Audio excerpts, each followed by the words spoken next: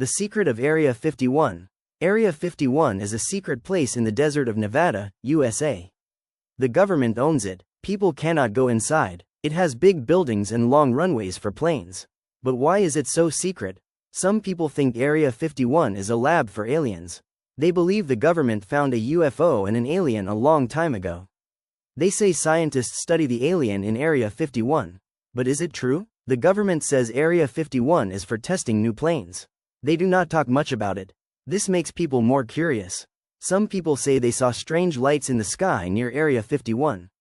Others think the government is hiding something. Scientists say there is no proof of aliens in Area 51. Many UFO stories come from secret plane tests. The lights in the sky may be new aircraft, not spaceships. So, is Area 51 a secret alien lab? Maybe not, but it is still a big mystery. Do you think aliens are in Area 51?